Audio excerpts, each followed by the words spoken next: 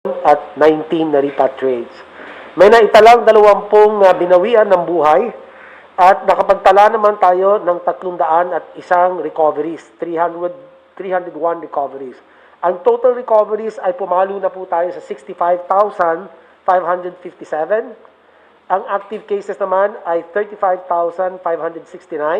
Sa mga ito po ay 2,911 or 8.18% ay mga asymptomatic, 32,071 or 90.17% mga mild cases po, Mr. President.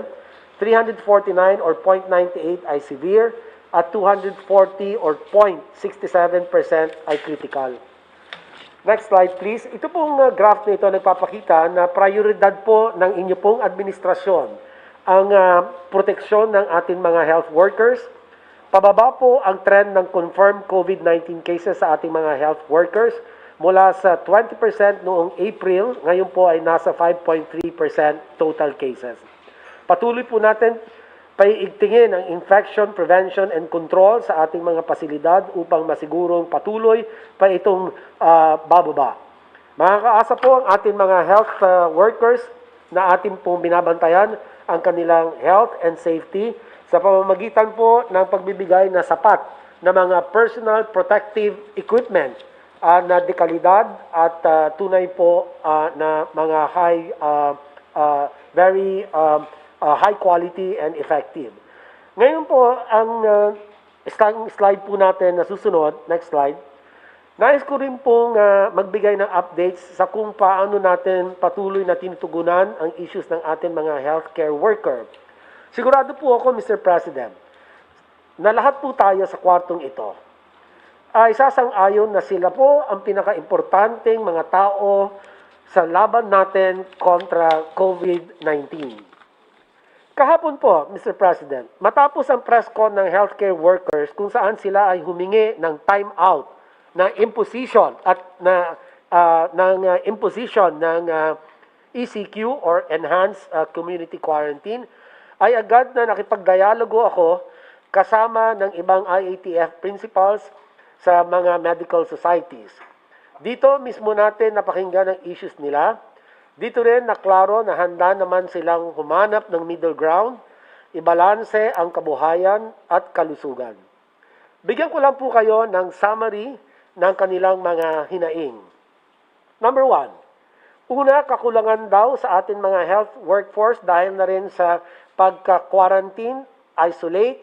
Yung iba naman po ay nagkakasakit at meron din pong mga nag-resign. Number 2, over-reliance po na tinatawag nila sa mga antibody tests na nakakamiss ng 50% of the cases. Kaya nahihirapan maghanap ng mga bagong kaso. In-erase rin nila ang concern sa hirap mag-refer sa mga isolation centers. Number 3, meron din daw pong kakulangan sa ating contact tracing at mga quarantine facilities, lalo na sa pag-cascade ng mga guidelines sa local level. Pangapat po, ang transportation issues ay nangangailangan ng immediate response at kailangan maglaan ng safe transportation options. Particular na dito ang agarang pagpapatupad ng bike lanes.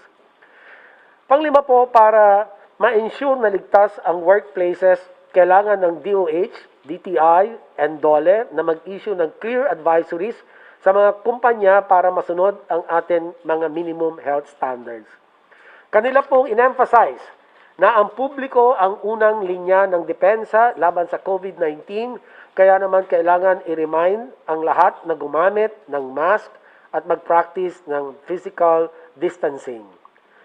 Panghuli po, mariin din po nilang tinututulan ang pagbukas ng mga non-essential industries gaya ng gyms, review centers, pet grooming, service at iba pa. Next slide please. Matapos natin po makipag-usap, nagpulong naman po ang kabinete, batay po sa inyong kautusan, si Ginoong ES po ay pinulong ang mga ilang miyembro ng kabinete at lumikha po kami ng 7-point response or recommendation to address the issues of the healthcare workers. Number 1, una po ang pag-hire ng additional healthcare workers at bumuo ng Healthcare Worker Reserve.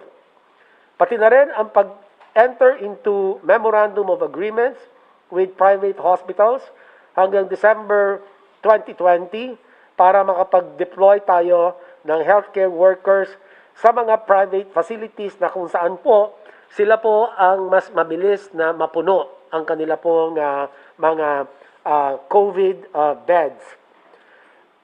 Pangalawa po, na pag-usapan din po natin ang pagbibigay ng additional benefits para sa atin mga healthcare workers. Una, meron po kami rekomendasyon na magbigay po ng 10,000 risk allowance for private sector healthcare workers at libreng life insurance na sana po ay maisabatas sa Bayanihan Act 2. Kasama na rin po ang pagbibigay ng libreng accommodation at transportation na siya naman po itong inumpisahan ng gawin ng Department of Health para po sa mga panggagawang pangkalusugan. At ang pagsagawa ng libre at frequent na pag-testing sa atin pong mga healthcare workers, kasama na rin po ito sa atin expanded testing strategy. Pangatlo po, ang paggamit ng work and quarantine passes para po ma-minimize ang paglalabas ng mga tao. Pang-apat po, ang pagpapaigting sa ating mga localized lockdown strategy at ng implementasyon ng O-Plan Kalinga sa tulong ng LGUs at COVID-19 code teams. Yung pong code teams, ito po yung coordinated operations to defeat the epidemic, which is COVID-19. Panglima po, intensify ang strict enforcement ng ating guidelines on minimum health standards at ang pagbibigay ng 20 milyon cloth mask for the poor, alinsunod po sa inyong kautusan, Mr. President. At ang pang-anim po ay ang paggamit ng RT-PCR bilang gold standard sa ating pong pag-detect o pagtukoy ng mga kaso ng COVID-19. At ang pinakahuli po ay inirekomenda po mariin ng inyo pong gabinete na manumbalik po tayo sa Modified Enhanced Community Quarantine or MECQ for 15 days mula po bukas, August 3 hanggang August 18. So ito po ang ating po mga rekomendasyon, Mr. President, for your consideration. At muli, nagpapasalamat po ako sa aking mga kasama sa kabinete at IATF sa pagbuo po ng mga rekomendasyon na ito na akin pong binasa. Secretary Duque, I failed to grasp the last item that you have. We were talking about MECQ, sir? Escalate mo sa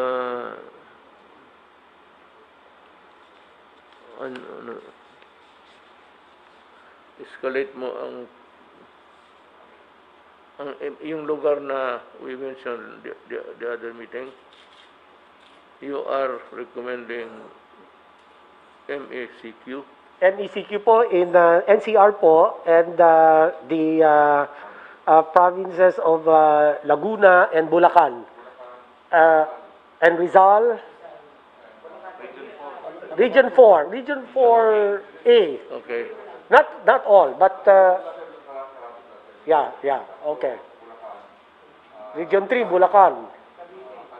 Okay. Yun lang po, sir, ang ating pong recommendation for MECQ, Mr. President. Thank you. Po, sir. Salamat, sir. Before we go further, I'd like to introduce to you the ex-fiscal of Nueva Ecija, Danny Yang. We come from the same school. Siya yung tawag mo, and I need men not only in the matter of the safeguarding and health of the people from COVID. There are so many, well, there's always a graft here, graft there. Talagang may corruption dito, corruption doon. And you will remember that when we were talking about the Bayanihan 1, when it was still pending, I said that the money is very tempting. Could be used as political purposes, patronage to the exclusion of others, or worse, baka pabayarin nila yung mga tao. And I even mentioned the other time about the NPAs getting their shots free. Look, I do not propose that you respond. I'm talking to the NPAs, the Communist Party of the Philippines. I do not propose that you respond to my policy.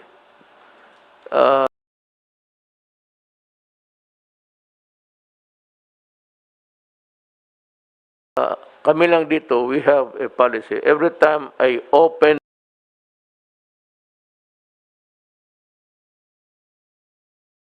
my mouth and state a declaration, it becomes automatically a policy. Itong mga NPA, if they really want to get their shots free, they can always line up. And I will ask now the military and the police to be forgiving. Pag nakapila sila doon, wala namang armas, just to get the shots. Give it to them. Hindi na natin sila. Well, after that, if you go home, then we fight again. But on even grounds. I want you to stay healthy because my soldiers are very, very healthy. And they should be getting the first shots of the vaccine should we acquire them in due time. You know, ito namang si Fiscal Yang, I want not all, pero itong you just coordinate, Danny is the name, Secretary Anyo, about the corruption charges that we file. I suggest that to save time, unless, of course, the Secretary, in his discretion, would rather hear them administratively. You know, you're a lawyer, and the fastest way to do it is actually administrative proceedings. Malayo masyado yung kriminal. So there's so many facets of due process that would derail a proposed prosecution or a proposed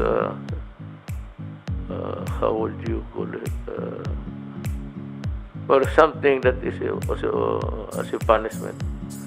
Pero I have requested officially kay Ombudsman Martires na I am not asking for the neck of the innocents. I just want the graft and corruption stopped and the parties involved in that corruption be prosecuted. Be the mayor, the city council, or the barangay captain. And I cited to you the delay, the long and winding road. Huwag ninyo itong ikata, show it to lahat. This is very important because we have so much missteps. Pandol dito, pandol doon because of corruption. And the last thing that I would want to hear is really itong ganito. Baka ipagbili, partisan, tao lang niya, yung kalaban niya, hindi, and all these things. That is why, if you follow the mindset of the officials vis-a-vis with the grafters, diretsuhin ko na sila ng prosecution. Well, administratively, yes, because that's the best way. For the city councils now, who are delaying the passing of the ordinance, we have 2 months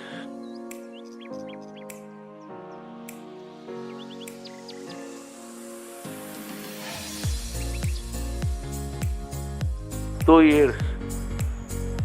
If I'm telling Secretary Ann here, 2 years the paper spending, it is graft and corruption. I'm telling you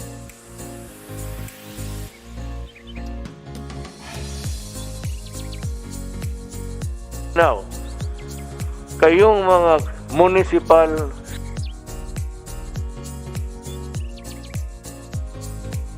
city, or I do not know if the provincial board is included. Pag hindi ninyo inalabas yan, beginning today, I'm going to give you exactly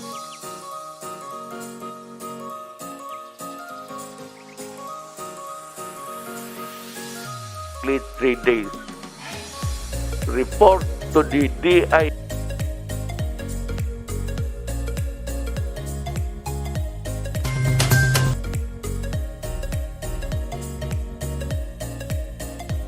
LG, city, provincial, ibigay mo doon and for the DILG to inform Secretary Anyo, yung boss nila, na submitted na. So,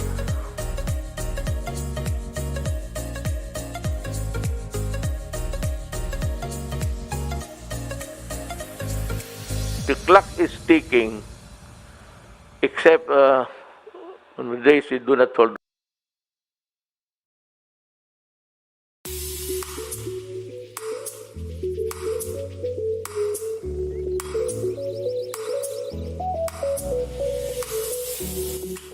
office.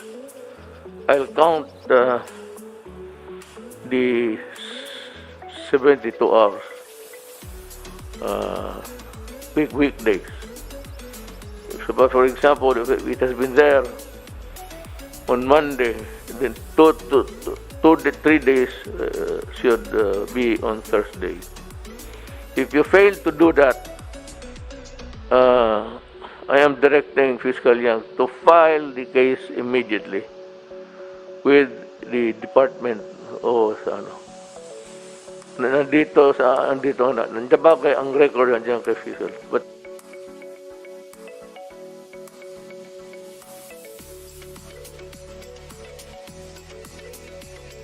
you can always go to the office of General Anyo and take a look. Demanda mo natin kasi sabi ko, my God.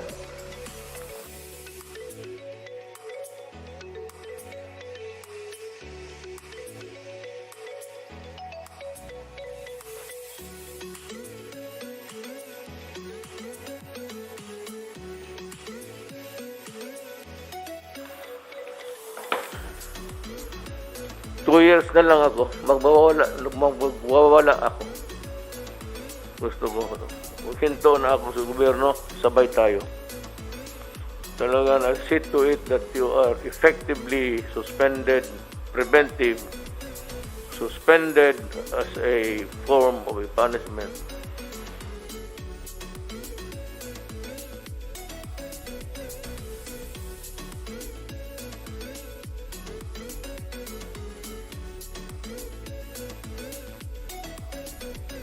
But I would prefer that you be dismissed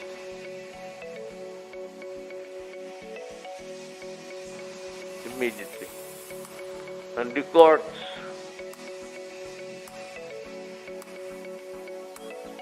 for not to interfere. I am not without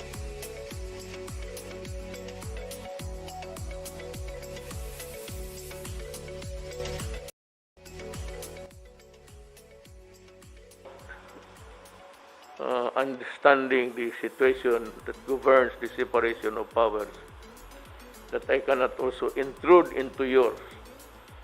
But help me on this as long as I am in the path of due process. Please do not interfere. How there might be an injunction on someone. This is not time for hearing cases. We will make the accounting of our behavior maybe after COVID. Rumentas ngayon, talagang I want barangay captains, the idiots and the low life in the lower echelons of government. They should know that at least. I may not be really the best, but I want to taste your agony, and I want to taste your humiliation while I am here. Because you are a criminal. Pag nagkamali kayo dito, wala, pasensya. I will ask I will demand your resignation if it really calls for it. I will demand. Now, if we come to a 4, well, tignan natin who gets what. Ako, sabi ko, I am already dispensable. Pwede na akong effectively suspended din. Okay ako. Tapos na ako. Kayong mga yawa, kayo talaga ang hiritan ko. Para katikim kayo ng ayaw ninyong huminto eh. So, mga barangay captain, stop acting like God in your barangays. You are just a human being. I'm sure that you know nothing or little at all about governance if you are there into corruption. Kaya kung wala kayong nalaman, talagang nagagalit na ako eh. Kaya wala akong respeto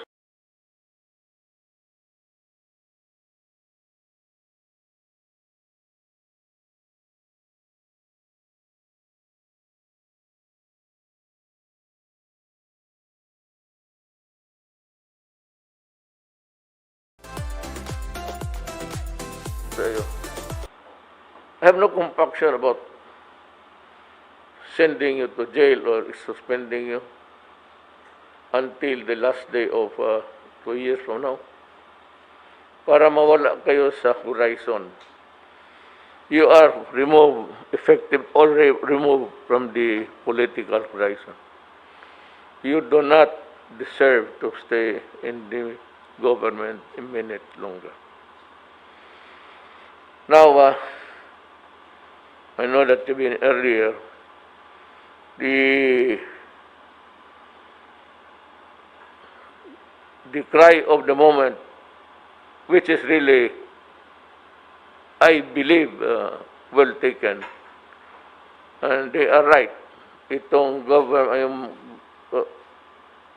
not the government, but yung health workers who will be in the hospitals. Private. Am I correct? Okay. Alam ko ho, kayong adhere or no one is going to meet me tonight. Wala. So if they're listening now, ganito ho ang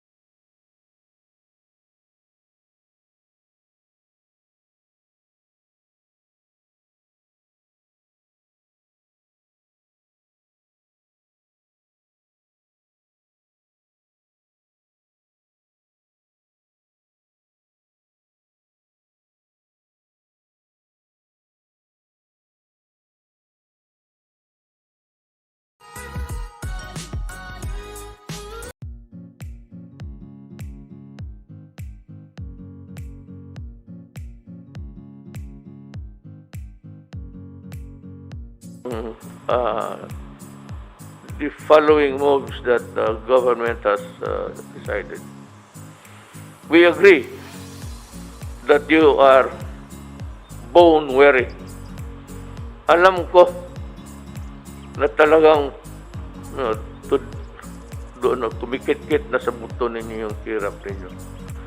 Both of the pressure, the stressful work,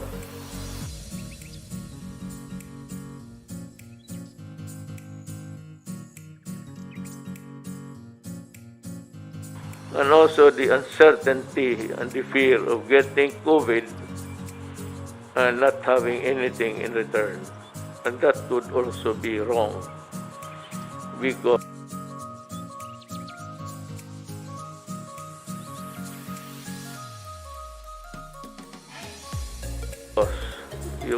yung tawag na unjust enrichment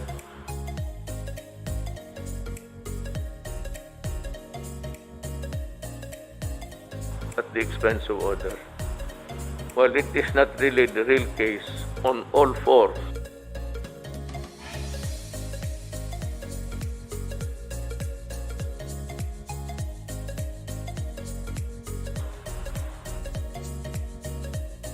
It applies that government cannot take advantage of the services of private persons or citizens and yet send them to the dragon pit. So we are ready to consider at itong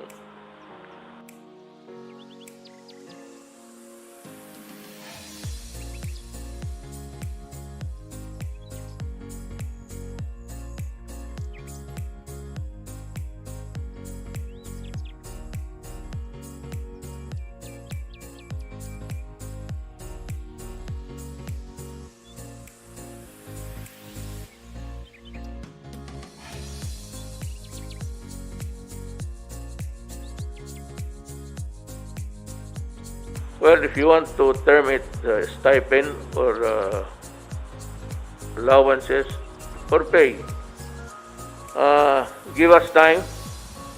We will make the report. Sana masali ito sa the second bayanihan. Baka masali ito. Kung masali ito, ibibigay ko ito sa inyo. Ora mismo. No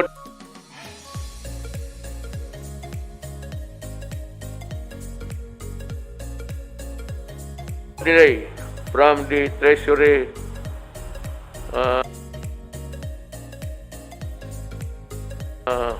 diretso na sa inyo. If you want it to be Treasury warrant, fine. If you want to be in cash, fine. We will look for the right persons to distribute it. But the thing is, you can rest assured that there will be no corruption dito. Talagang uupakan ko kayo, mga putang ina. Talagang uupakan ko kayo. Yeah, the humiliation of being treated as one who has been ousted from service because of corruption. Para malaman ng mga anak ninyo na mabubuhay kayo sa putang inang kalubungan. Regarding the benefits, we would also strongly recommend it to be included in the bayanihan to insurance, and free accommodation, free transportation, free and frequent testing. Magdasal lang tayo sa Diyos. There is enough to are scraping. Wala na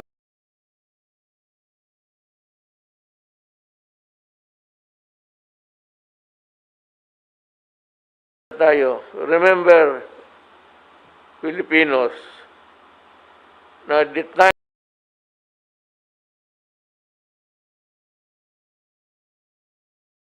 of giving the assistance or the stipend or your allowance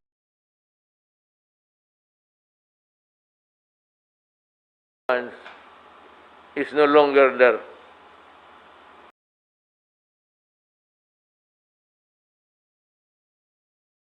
We cannot give you that anymore. Tapos na yun.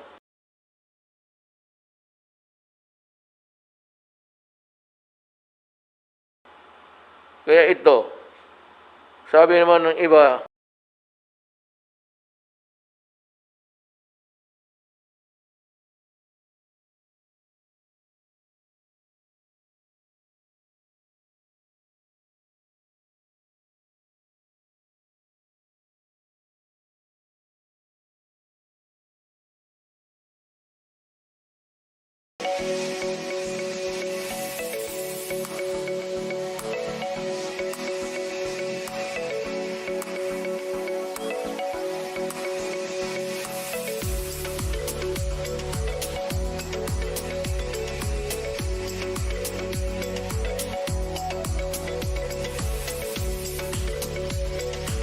Paano ba itong gobyerno? Hindi man nila masolve.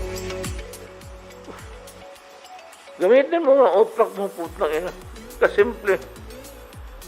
COVID is the enemy, not government. Government is trying to control. As a matter of government put you in prison in your houses. Kaya ano nangyari? Maraming ayang din sumunod. Cebu is a standout. I saw it from the government surveillance TV. Then, nakita ko parang walang nangyari. Motor sila lahat. So I was complaining, you know.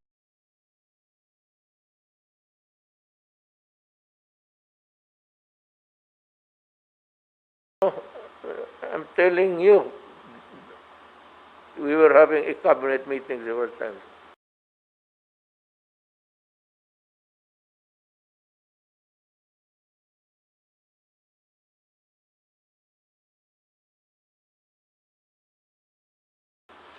At itong Cebu, murag wala. Murag walay sakit nga galibot. But there is no germ kagaw nga balibot. You are doing life nonchalant. Nagbali wala lang. Sige, continue lang ta. Pamahaw, panood to, inom. Puta. Pagdating ng panahon, sabihin pa ninyo, we are having trouble here. The hospitals are nobody in this world was really prepared to deal with it.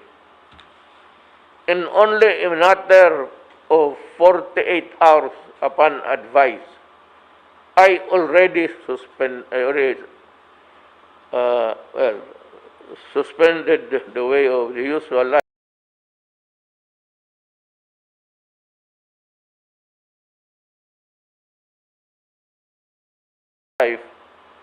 and tried to sequester you inside the quarantine of your homes. Wala nga anong sabihin. For example, Secretary Duque, they want their neck. Then I ask you, okay, you want me to fire Duque? Let me be satisfied. Anong kasalanan ng tao? He did that for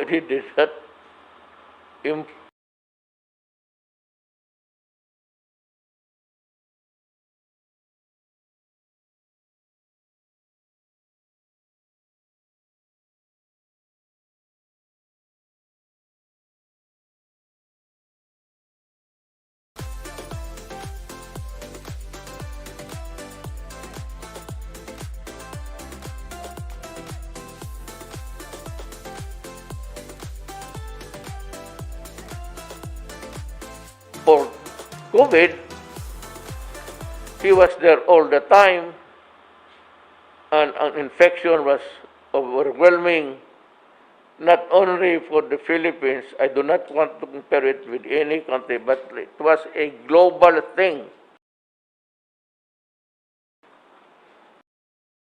And ngayon, bakit tayo marami na?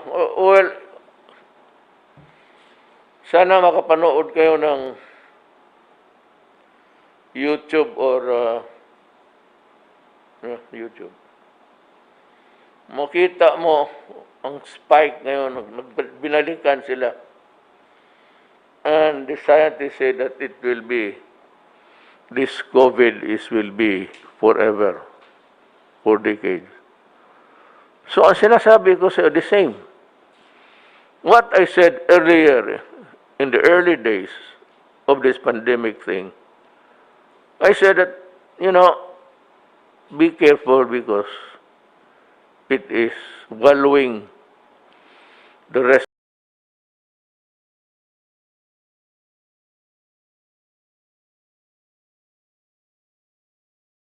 the world. And we will be no exception. Dito sa Cebu, makita mo naman sa Cebu pati Maynila, almost same behavior. May mga tao talagang nasa labas, no? And they can only be controlled kung sa mga barangay, kung saan kayo nakatira. But kung nakapuslit kayo, tapos magpasel-pasel, magnegosyo pa rin kayo, whatever, and without a mask at that, making it worse. Hindi ka naman, ngayon marami. Then you say that government, nobody, pandemic nga ito eh. The epidemic is bad enough. But the pandemic is that every country is now using its own resources. Hindi mo kabigayan. China of late might be delivering some help in terms of equipment. Pero hindi kasalanan. Now, if Secretary Duque misquoted or was not accurate sa kanyang figures,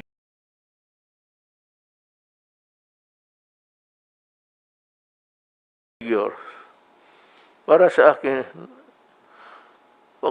matulala ka sa figures because they come in incomplete and sometimes wrong, sometimes asymptomatic, sometimes nakauwi na.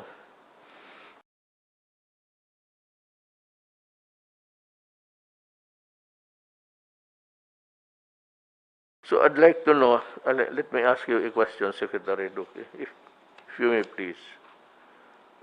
Itong sa case summary natin, itong nakalabas, kasali pa dito sa the number of recoveries. Is this an original number or a changing number? Only those that are presently hit or affected. This is a changing number, Mr. President, kasi yung pong meron pong IATF policy or resolution that the time-based reckoning of recoveries of the asymptomatic and milds after 14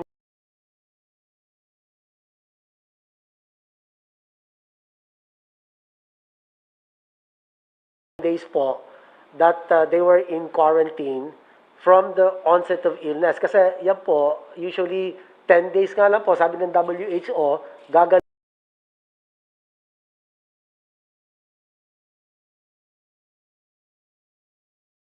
ka na po, basta mild po and asymptomatic.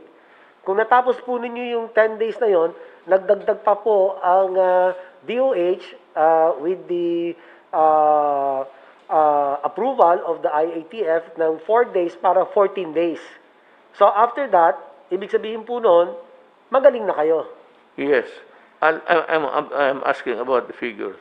Does this include people who are already cured? Yes, sir. The recovery, sir.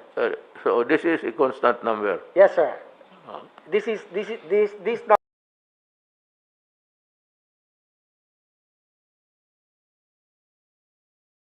number will continue to increase as more and more people recover.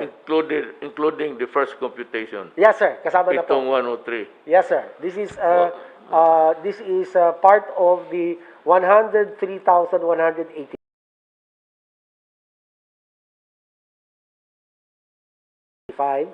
And of these, meron po tayong recoveries na 65,557. Ang ating pong active cases, which means these are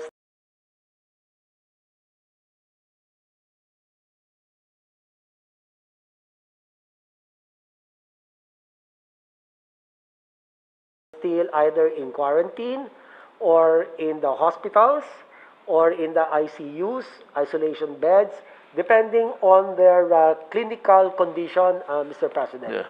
Opo. I know, especially those. Now, look, ladies and gentlemen.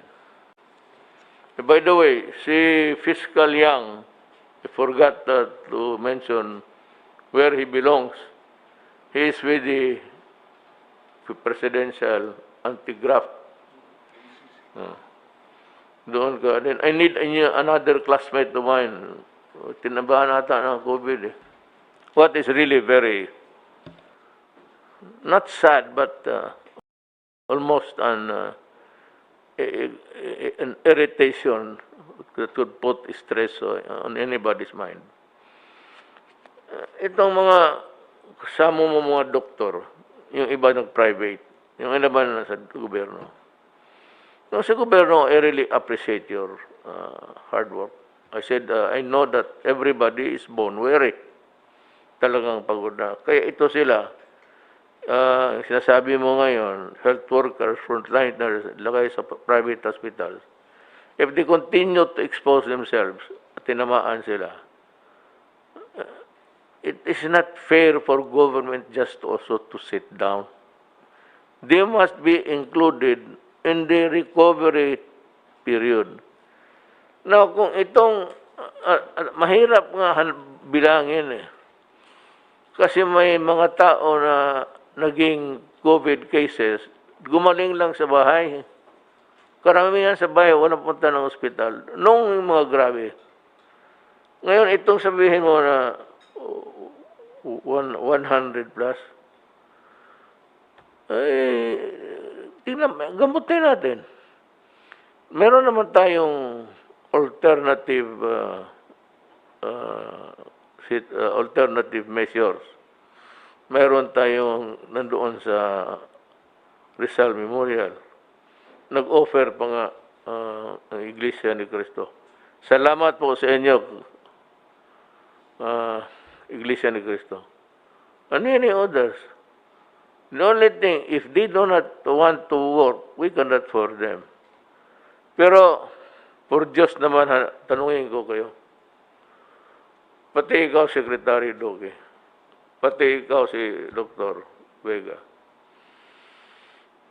Kung mga ganito na sitwasyon, we are up against virus, germs, microbes, tapos nagkasakit. Who can we turn to? Kung gera lang sana ito, I can order general lang sana ito gawin mo. I am not satisfied with this because losing on that province. Pasabihan ko ang police secretary nyo. Napakahina yung trabaho niya. Ngayon, dito sa iyo, I ask now every doctor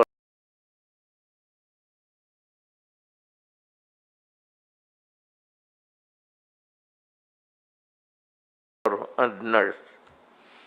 My wife has also volunteered to be a frontliner. May anak kami, kaisa-isa. But since she is moved by a sense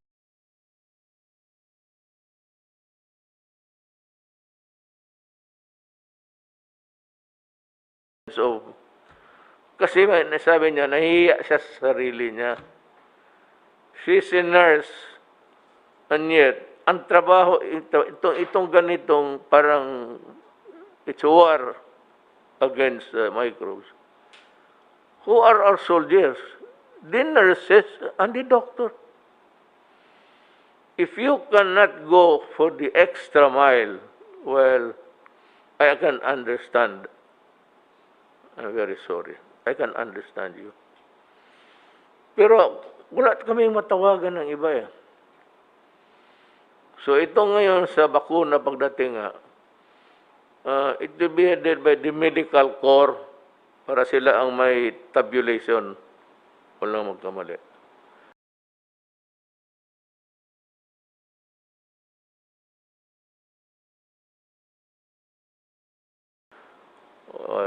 Patient.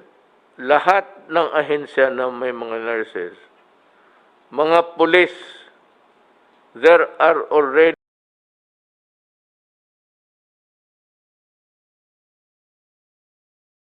thousands of police. Maraming nagpulis kasi ang sweldo ng nurse 8,000. Ang sweldo sweldo mo pagka pumasok sa akin, entry fee mo, 30,000.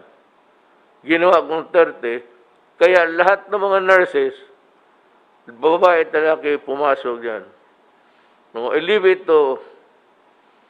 the problem to General Anyo. With the uniformed nurses sa police and for General Lunzana, they should be assembled and help. Yung sinabi ko sa police station, punta ka lang doon. Kung maraming nurses, i-distribute natin. We can finish, if we have the vaccines, and if it is delivered expeditiously, I think that in about 1 week's time, tapos na. That, if we get the vaccine. Pero, as it goes now, wala pa namang, sinabi lang na kompleto na. And China is leading. That's what I told you. I believe in China because they're very conscientious. And hindi reklamador. May isang bayan na mayaman, pagka reklamador no, binigay na ng anong Panginoon Diyos yung biyaya niya. Tapos sige pa reklamo. Ngayon nag-spike kasi sige sila protesta. Kaya ako dito, kasi mga left, sige, sabi nga, yung mga left, if you want to protest, go ahead. I myself will sign the permit.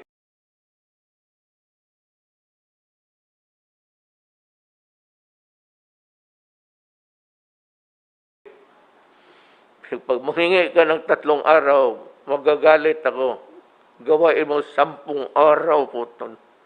Diyan, magbabad kayo.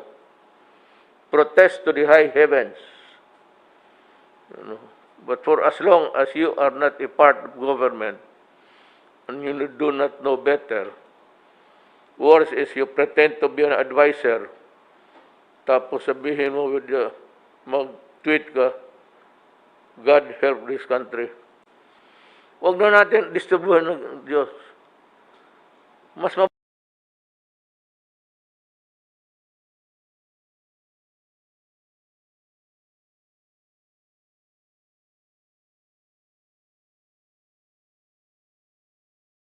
mabuti you are not a part of it. I can see an ambition.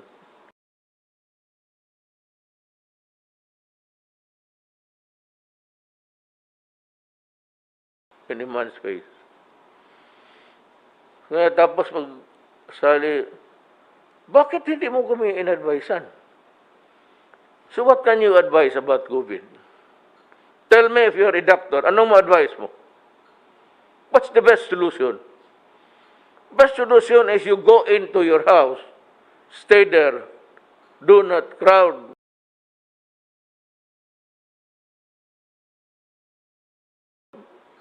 In other places, mingle, at least mahina. But yung gamot, what are we doing? What are we doing? What can we do? Magbigay ng pera? Wala na tayong pera. Mayroon pa dyan yung mga bright na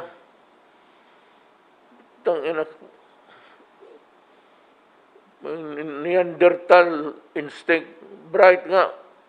Modern, pero Neanderthal thinking.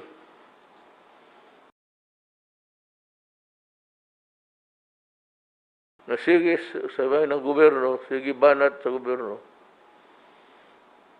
Butang ina, ganito yan eh. Kayo mga animal kayo, kung bright talaga kayo sana,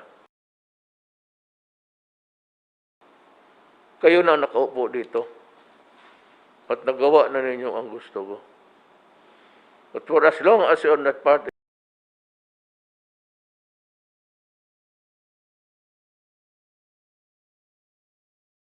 in government, you can criticize. But do not be a double standard idiot.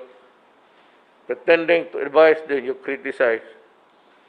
You tell us, because karamihan dito, General Galvez, General Anyo, General Lorenzana, Bongo. Hindi naman tayo,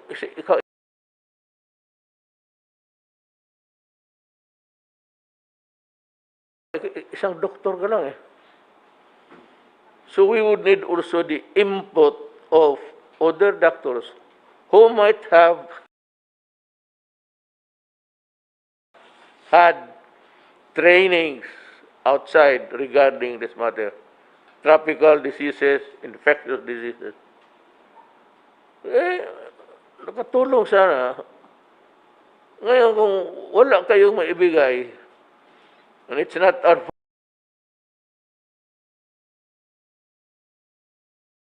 fault if we are lagging behind. Una-una, wala tayong we do not have the equipment, we do not have anything. The Philippines is still a new country until now. Would you believe it? Kakaanak lang nitong Pilipinas. Kaya minsan ang lumalabas yung mga bright kuno, pero nakabobo naman. Akala ng mga gago, gaga, mas marunong sila kaysa atin. Oh well, run for president. I will help you. You identify yourself. Or I will keep track of your... Tapos sabihin ko sa inyo kung anong ginagawa ninyo. Puro kayo daldal. Tapos sabihin ng gobyerno, keep on harping on Secretary Duque. What will I do with him? There's lack of hospital beds. Talagang nagkulang. Nobody anticipated this. This is a pandemic. It's bigla. Medicines, ganon din. Naghintay tayo ng matagal. Yung mga ventilators, ganon rin. Nobody expected that thousands will get sick on a single day. That is, as a matter of fact, almost a preparation for a war. Kung talagang gusto mong preparado tayo. Baski magtayo ako ng 10 hospitals bukas, kunin ko yung mga hotel, expropriate ko. 100,000 kung totoo talaga sakit. But I will do that. Pag wala, there's no time for to set up buildings. Pag wala na, I will expropriate hotels. Para kung wala na talagang space. Now, the doctors, well, you can work with us, work with the people, your people, or you can just... pero if you are not also working, katatapos mo lang mong magdaldal ka, naku. Nagpabilib ka na. Huwag ninyo kaming pabilibin. General Galvez was there in Marawi. Secretary Anyo was the Chief of Staff. Delphine Lorenzana has been with us. He's been working, he's resident ka ng Amerika din, no? No, kasi kilala ko sa military, pinatawag ko. Ngayon, itong bakuna, bigay ko sa police pati military. Hoy, kayo mga police, pakinigay sa akin, ha? Linisan ninyo yung presinto ninyo and make it ready for in the day I pray that it would come. Yun na lang ang police station mas malapit. Saka marami. Basta doon, only requirement is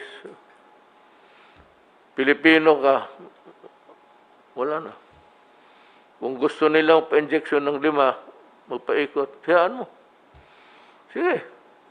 If you want to have an overdose of the vaccine, go ahead. If there's one thing that we cannot help, there is no cure for it, is stupidity.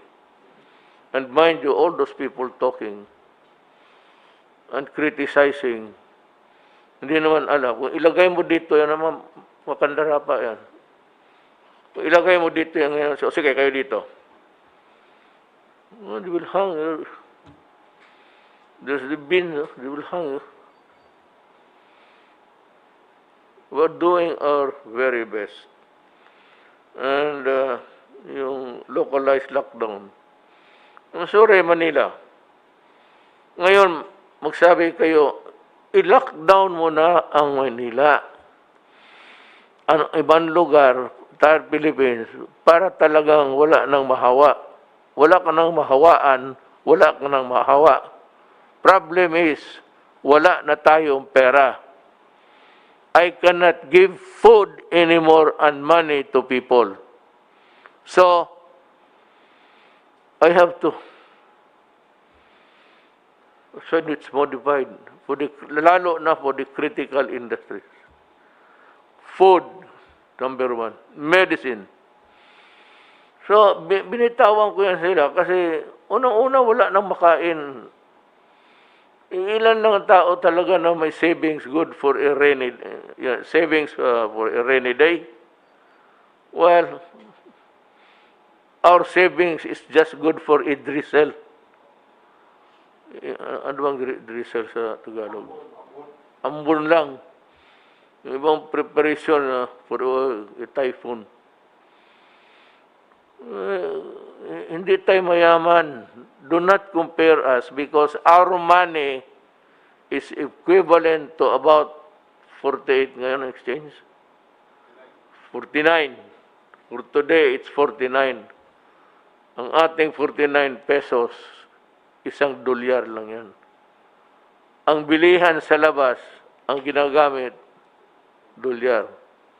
I do not know what is taking China to implement or putting it in reality, in practice, na ang gagamitin ng sa exchange sa international would be the ano tawag na? Yuan or renminbi, Mr. President? Duman. Wala tayo. At least sa China, hindi yan magkwinta-kwinta kung ilan ang pera mo. And I'm assured that we would be prioritized. Now also, mga barangay captains, it's time that you really work. Isauli mo sa tao yung honor na binibigay nila sa inyo. Binigay ninyo. Ay binigay sa inyo ng tao. You work. Strictly enforce ang quarantine, lalo na yung lockdown. Kasi ang Maynila, dahil ang mga tao, maraming tao na lumalabas. Jadi maraming mahawa. So sabi mo, what is Duterte doing about, government doing about? Hoy, Mario Josep, magbili ka dyan ng vaccine. O akong bibili sa'yo, turo mo na kung saan. Well, it's vaccine. Baski saan ka, it's vaccine. Now, yung contact talaga. That is why para hindi naman kahawa o mahawa man sa bahay ka na lang, it behoves upon the barangay captain, municipal mayor, to see to it that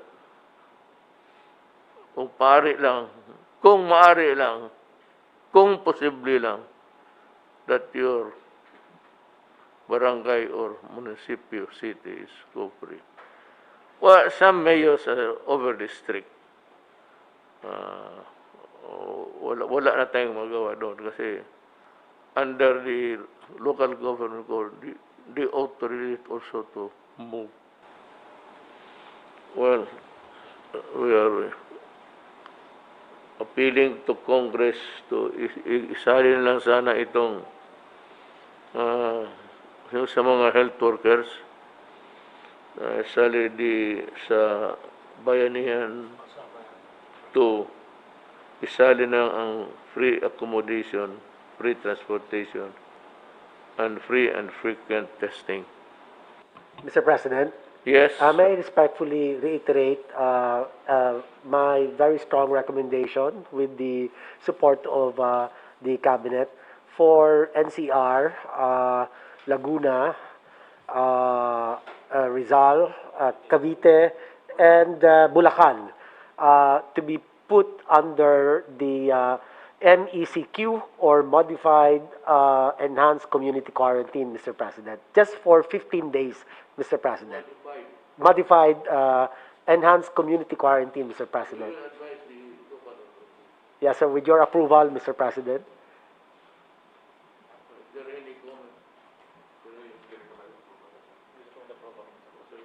Thank you very much, Mr. President. Maraming salamat po, Mr. President. Anyone who would want his piece? Sir, Mr. President. John Galvez then. Sir, Yusek Vega and I are going around also with Secretary Duque with the hospital, sir. And we found out that those who are affected by COVID, there is some sort of psychological impact on our health workers. The Bayanihan one has given 1 million for those who died and also 100,000 for those severe and critical patients. But those who are mild, who are also hospitalized and also having the anguish of being infected, sir, we recommend, sir, na mabigyan, sir, natin at kahit na 10,000, sir, yun, sir, yung mga almost 5,000 po, sir, yung naging positive, sir, natin. Kasi yung fear, sir, ng fear ng mga sir natin, ng mga health workers to be afflicted by sir, parang nagkakaroon, sir, ng discrimination. They will be sir. Kasi ako meron din akong pong staff na heya ko, sir. He cried out loud na parang may emotional breakdown ang sir, especially yung health worker na he is even expose herself or himself to the danger, and then later on parang he will feel discriminated. That anguish, parang sir, parang hindi natin man, sir. Then they spend also money for their own medicine, for her own medicine. It is proper lang, sir, na mabigyan natin kahit konti, sir, na kahit na 10,000, sir, each. I agree with you. Even 15. So ikaw pala ko. Sorry. Mr. President, you ordered us a while ago to assemble those nurses who enlisted in the armed forces, pati dun sa PNP. Yes. We will do that, Mr. President, but there might not be enough of them kasi baka konti lang ito. Now, we propose something like calling to active duty those reservists, medical reservists. We'll call to active duty these people for a period of 2 years to serve with the AFP. And then we propose also that to beef up our health services command to be able to allow us to be allowed to enlist at least 10,000 people composed of doctors, nurses, medical technologists, medical aid men. And this will become our reserve for any eventuality. Mabuti ito, Mr. President, na kasi itong mga taong tumautosan natin, pwede sila mag-overtime, and they will be under the military control. So, mas madaling utosan, Mr. President. So, we are going to prepare the organization and the budget, and we will show it to you, Mr. President, for approval.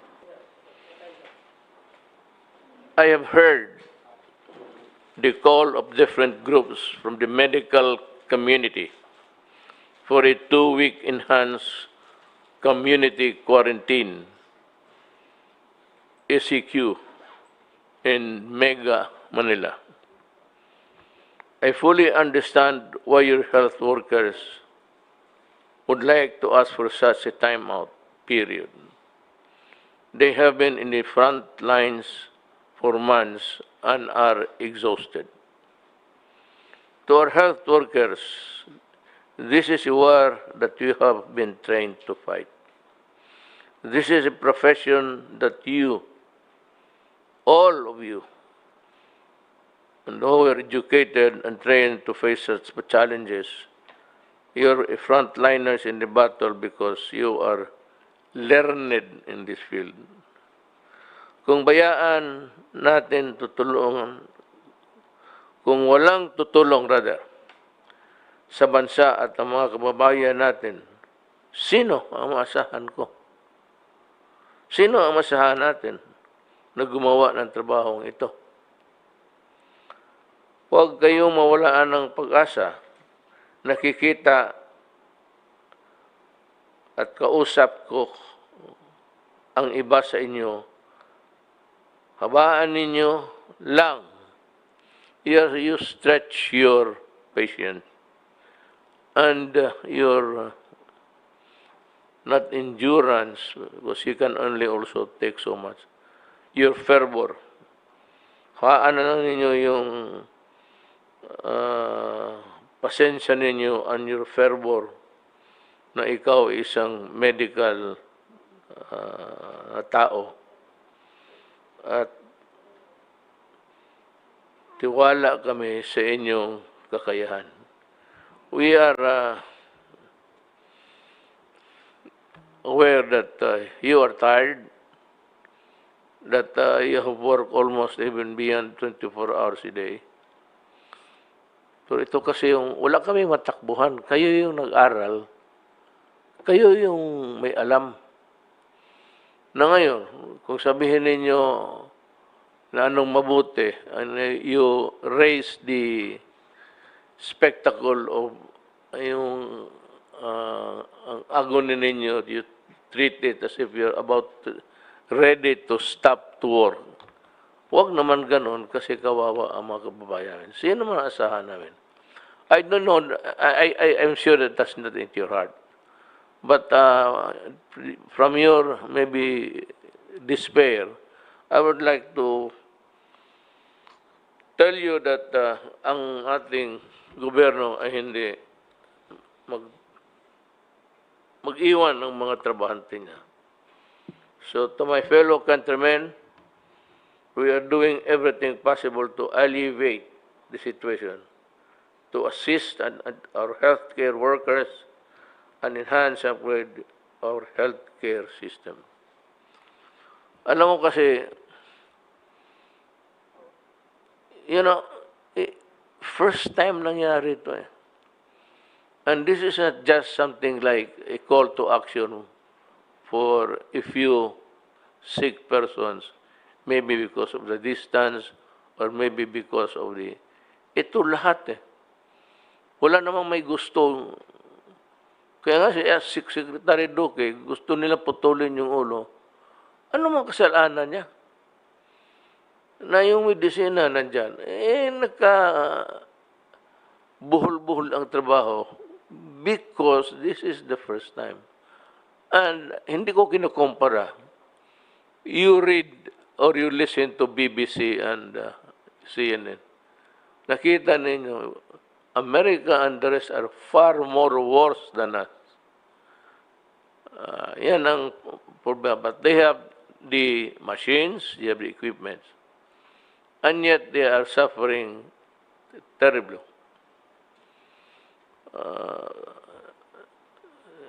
Almost hindi ka makapaniwala.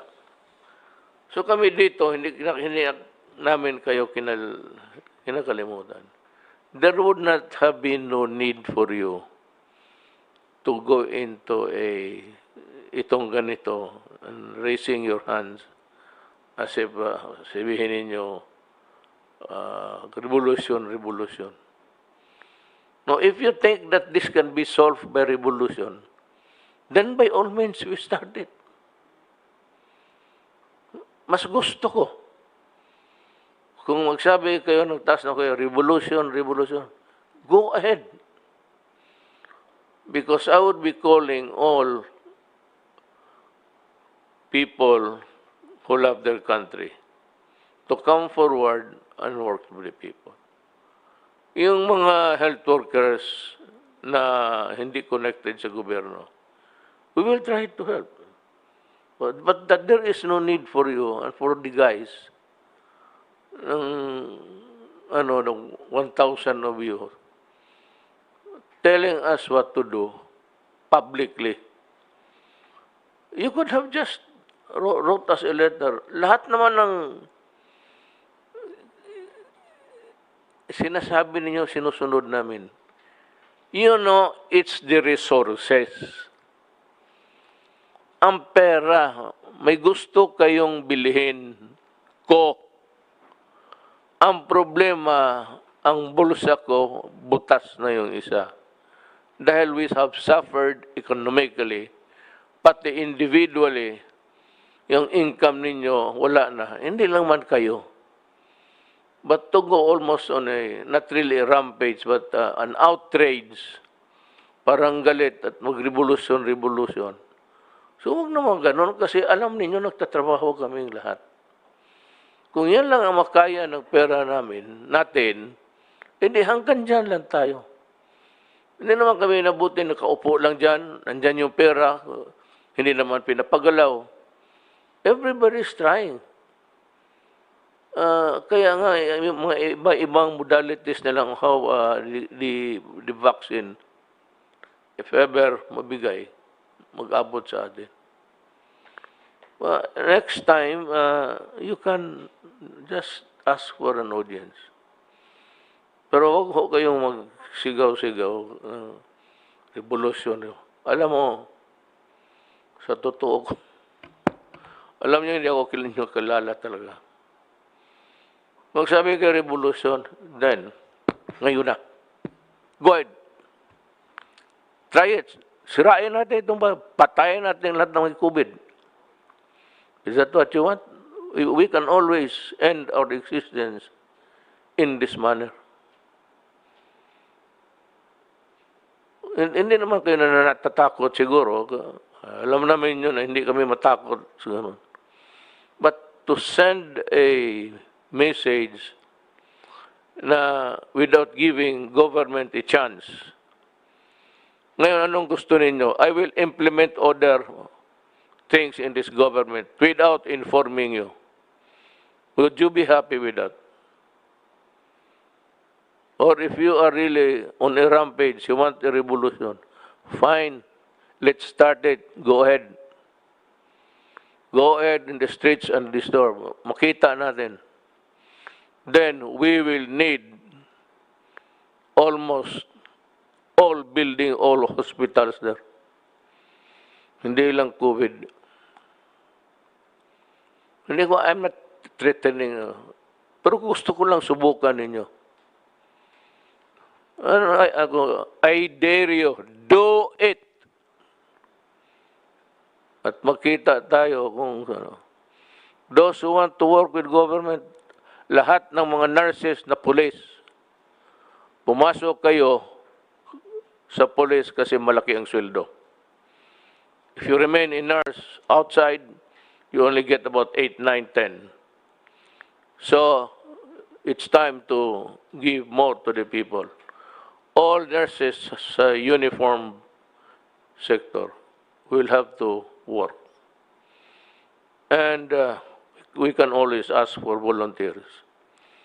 Then I am asking Secretary Lorenzana to mobilize, call a mobilization of doctors and nurses and those who can help. Kung yan na lang ang maasahan namin, or I might outrightly call for all reservists to work. Yan na lang. Ang COVID nandyan, wala namang kasalanan. Ni ikaw, wala kang solusyon eh. What are you bubbling about? What's the solution? Except COVID. I've been frank before with you. Still frank until now. And that is also the answer of all leaders of government. Anak ka nang, do not so as to be heard. Uh, I don't give if you gather 1,000, 2,000. But bear in mind na kayo mismo, kung ipa-take over ko kayong lahat. Ako ang magbayad sa inyo. Take over ninyo. Tignan ko kung ano ang lagay ninyo. We are not incompetent here because we are not doctors. Kayo ang dapat ang you should do this soul searching, not us. Kami kayong makatulong sana, ito lang kayong ginagawa, kung magreklamo, ikaw naman, what can I do? I've always been praying to God for the vaccine. Alam niyo, doktor kayo eh. Huwag na natin dramahin ito ng mga sulat-sulat. At saka itong mga health workers that I said, you are bone weary. Bone weary is an idiom. It's just simply that you are too tired to move. You are beat. Ika nga. Bakit kayo hindi pumunta dito na pera? Hanap tayo ng pera. Secretary Dominguez, mabutit na lang, sabi ko, ang vaccine dumating. Kaya yung prediction, my dire predictions, is that it would usually take, tanungin niyo, kayong mga doktor, 5 years to perfect a vaccine. From the, alam ninyo yan. So, do not try to demean government. You are not actually criticizing. You demean by government, your own government, by just going ahead. At saka takutin ng revolusyon. Bayan man natin ito. Gusto ninyo, sirain natin. Start it now. Nari a moment to waste. Ako kung anong klase ibigay ng tatrabaho ako, kung anong ang nasa harap ko, I will react appropriately. Kayong mga nurses, ulitin ko, outside, o aid workers, maghanap ako ng pera sa Congress. Again, to the health workers, doctors, nurses, not connected with government, we will try to look out for a way. Marami kaming gustong ibigay sa inyo. Insurance, then the 10,000 risk, tabala, across the board yan. Tapos, free accommodation, free transportation, free testing. Siyempre, dapat kayo every 2 days, masakit lang sa, wala bang pantusok na putang ina na hindi.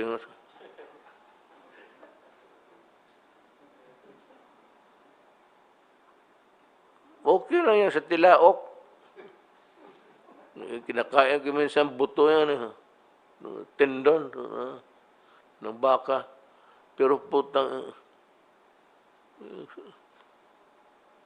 okay lang po sa ilong na ko, Diyos ko. Kulkugin mo ang putang. Tapos, kayong nasa gobyerno, reservists, we might call for a mobilization. Lahat, you know, my daughter, Inday Sara, pag ako nag-mobilize, mauna yan. I will specifically point out to her as one of those who will answer the, you cannot even, you have no, you have that luxury of accepting or not accepting. You remember that you are a reservist, you are subject to martial law.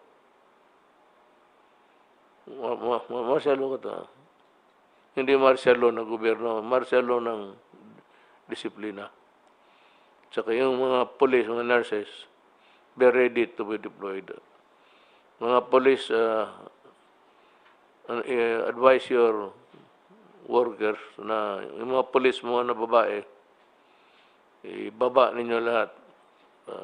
We will train them for about just 1 or 2 days. We will select a big auditorium, yung PICC. You come here in the morning, free merienda, masarap na pansit, pati tapos merienda, mag-uwi kayo. And we will tell you what to do. Ganon lang yan. Kung mag-resack yung mga nagtamad-tamad, then we will help you with government personnel. And they will work how many hours a day has? 24? Oh, I can ask my soldiers to work 28 hours a day. Yung mga sundalo, yung mga pulis. So, we are not actually inutil. Tsaka, next time, as a matter of courtesy, not to me, I don't need it, but to the government, kasi gagastusin natin yung pera ng tao. The next time, huwag ninyo akong parigin-rigin ng revolution. Naku, Diyos ko. Yan ang mas delikado sa COVID. Kaya kung magrevolusyon kayo, you will give me the free ticket to stage a counter-revolution. How I wish you would do it.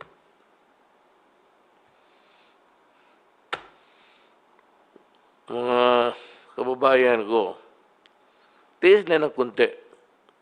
By December, nandyan na. Do not go out.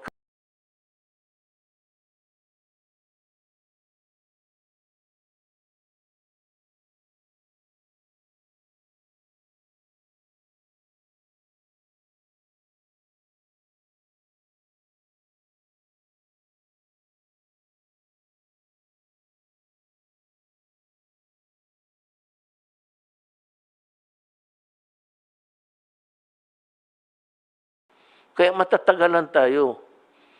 Yung nahawakan mo, hawakan niya. Yung rails. Yung sa escalator, pupunta-punta, hawak ninyo. Tapos hinawakan na, kung maggano ng kamayan sa mga sipon, tapos balik. Tapos ikaw yung susunod.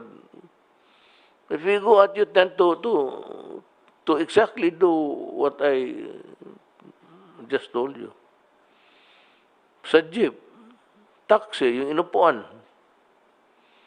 Magpahid sa ilong yan kung may sipon na tapos hawak ng... Wala nang katapusan.